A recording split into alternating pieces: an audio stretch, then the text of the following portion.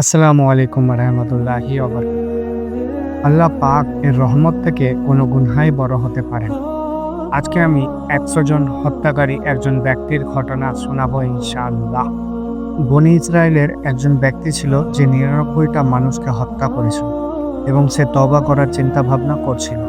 তাই সে একজন আবিদের কাছে গেল। আবিদ মানে যিনি সৎ ও সরল পথে আছেন, কিন্তু তার ভিতর শরীয়তের জ্ঞান নেই, যেটা একজন আলেমের রয়েছে। সেই লোকটি এই আবিদকে বলল, আমি ৯৯টা মানুষকে হত্যা করেছি, আল্লাহ কি আমাকে ক্ষমা করবেন? আবিদ যখন এটি শুনলেন এবং বললেন যে হ্যাঁ, তুমি ৯৯টা মানুষকে হত্যা করেছো, আল্লাহ পাক কোনো মতেই তোমাকে ক্ষমা করবেন। তখন সেই কথা শোনার পর সেই লোকটা সেই আবিদকেও খুন করে ফেলল।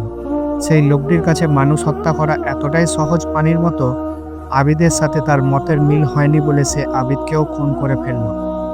এরপরও সে তওবা করার চিন্তা ভাবনা করল।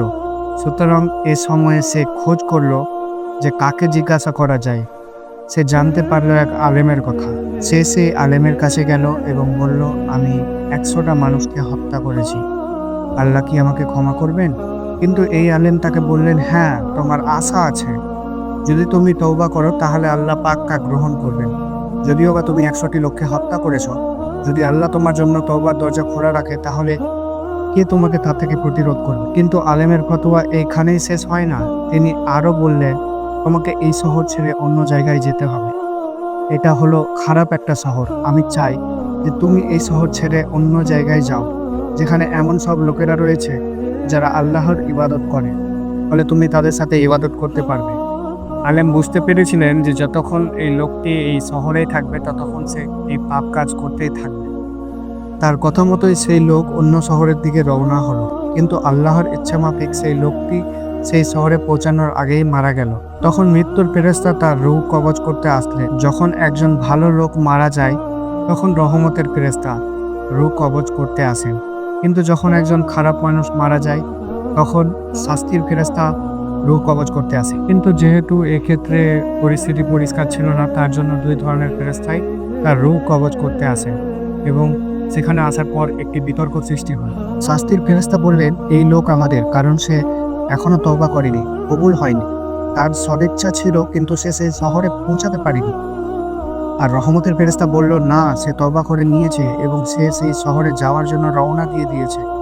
দু দলের মধ্যে বিতর্ক শুরু হয়। তাই আল্লাহ পাক এই বিতর্ক দূর করার জন্য তাদের কাছে আরেকজন ফেরেশতা পাঠালেন।